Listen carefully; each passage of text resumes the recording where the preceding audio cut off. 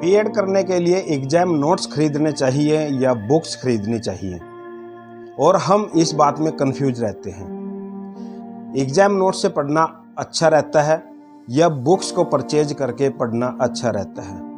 कौन सी चीज़ को पढ़ के, कौन सी बुक को पढ़ के हमें बीएड के अंदर अच्छे मार्क्स मिलें, आज हम इस वीडियो में यही डिस्कस करने वाले हैं। सबसे पहले जब आप बीएड कर रहे होते हैं तो हमें अपना गोल निर्धारित करना है। बीएड करने के बाद में हमें क्या करना है? अगर आप बीएड करने के बाद में टीजीटी या पीजीटी लाइन के अंदर जाना चाहते हैं, तब तो आप बुक खरीदें या एग्जाम नोट्स खरीदें, डिपेंड आपके ऊपर करता है। लेकिन अगर आप बीएड के बाद में एमएड करना चाहते हैं या एमए एजुकेशन करना चाहते हैं या बीएड कॉलेजेस के अंदर टीच करना चाहते हैं, तब एग्जाम नोट्स खरीदें या बुक्स खरीदें। अब यहाँ पे कन्फ्यूजन है। देखिए, सबसे पहले हमारा गोल निर्धारित होना चाहिए।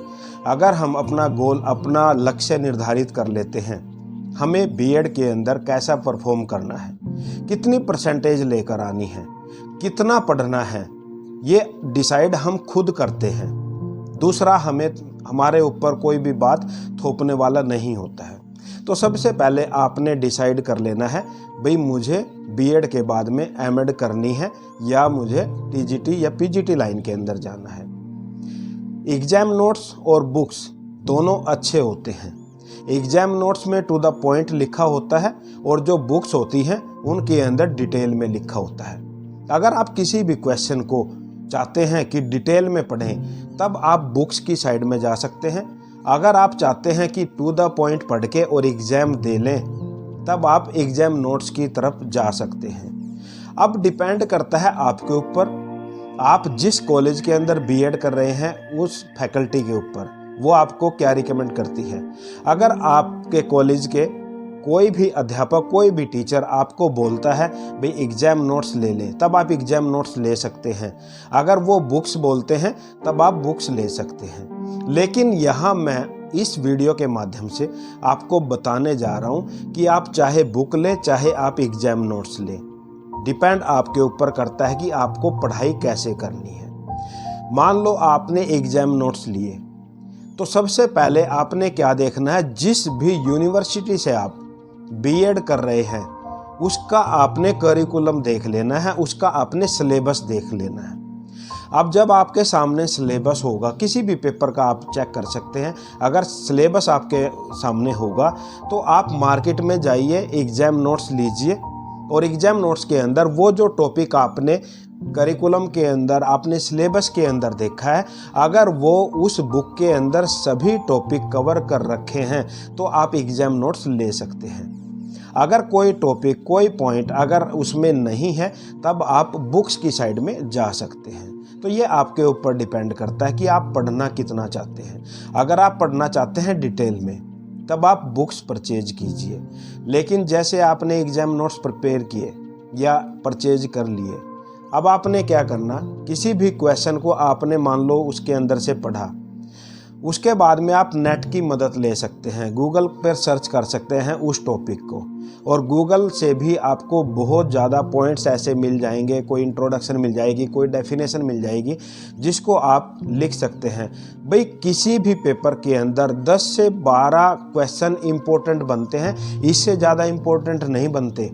और 10 से 12 क्वेश्चन इम्पोर्टेंट बनने का मतलब है कि अगर आप 10 दिन भी लगातार पढ़ाई करते हैं तो आपका एक पेपर बिल्कुल आराम से प्रिपेयर हो सकता है। तो सबसे पहले आपने क्या करना, जिस भी एग्जाम नोट्स में या बुक्स में आपने पढ़ना है, तो आप वो क्वेश्चन देख लीजिए और क्वेश्चन को देख लेने के बाद उसके जो मेन पॉइंट्स है, उसका जो भी हेडिंग है, आप लिख लीजिए और उधर आप गूगल पे सर्च कर सकते हैं। मेरे जो चैनल है डिजिटल केएनएल कोचिंग, इसके ऊपर भी अलग अलग सब्जेक्ट की प्लेलिस्ट बना रखी है और वहाँ पर भी बीएड के सभी जो भी टॉपिक है वो कवर कर रखे हैं, तो आप वहाँ से भी हेल्प ले सकते हैं। और यूट्यूब पर और भी बहुत ज़्यादा टीचर ऐसे हैं जो बीएड सिलेबस करा रहे हैं तो आप उनकी भी हेल्प ले सकते हैं और अपना जो क्वेश्चन है उसको अच्छा बनाकर आप लिख सकते हैं। और 10-12 क्वेश्चन अगर आप किसी भी पेपर के किसी पेज पे भी लिखते हैं, किसी बुक कॉपी के अंदर भी लिख लेते हैं, नोटबुक के भी अंदर लिख लेते हैं, तो बिल्कुल आपका वो अच्छे तरीके से प्रिपेयर हो जाएगा और आप आसानी से बीएड को अच्छे मार्क्स से पास कर जाओगे। बीएड को हंसी मजाक में नहीं लेना। ज़्यादातर हम क्या करते हैं, भाई एग्ज़ाम आएगा तब पढ़ लेंगे। भाई एग्ज़ाम तो आएगा, लेकिन आपने देख भी लिया होगा कि आपके जो सिलेबस है, आपके जो टॉपिक हैं, आपके जो पॉइंट्स हैं, वो लगभग एक दूसरे क्वेश्चन से मैच करते हुए हैं। अब हम वहाँ कंफ्यूज होते हैं कि कौन सा क्वेश्चन कौन से में आना है। जैसे मान लो एग्ज़ाम के अंदर कोई क्वेश्चन पूछा और उसके पॉइंट्स हम भूल जाते हैं। उसके पीछे रीज़न यही है कि हम 2 या 4 दिन पहले तैयारी करने की सोचते हैं, जबकि हमें तैयारी करनी चाहिए उसकी पहले से। तो आप किसी भी पेपर के अंदर अगर तैयारी करते हैं तो उसके पहले जो इम्पोर्टेंट क्वेश्चन हैं आप वो देखिए। इम्पोर्टेंट क्वेश्चन की मैंने अलग से वीडियो बना रखी हैं और इस वीडियो के डिस्क्रिप्शन में लिंक भी डाल दूंगा, तो वो इम्पोर्टेंट क्वेश्चन आप वहाँ से देख सकते हैं। एक क्वेश्चन को लिखें, उसके बाद उसकी इंट्रोडक्शन लिखें, उसके मेन पॉइंट्स लिखें, गूगल की हेल्प लें, मेरे चैनल की हेल्प लें या अदर जो भी यूट्यूबर है आप उसकी भी हेल्प ले सकते हैं और अपने क्वेश्चन को अच्छा बनाकर, अपने आंसर को अच्छा बनाकर आपने एग्जामिनर के सामने प्रेजेंट करना है और फिर देखिए आपके परसेंटेज कितनी ज़्यादा आती है।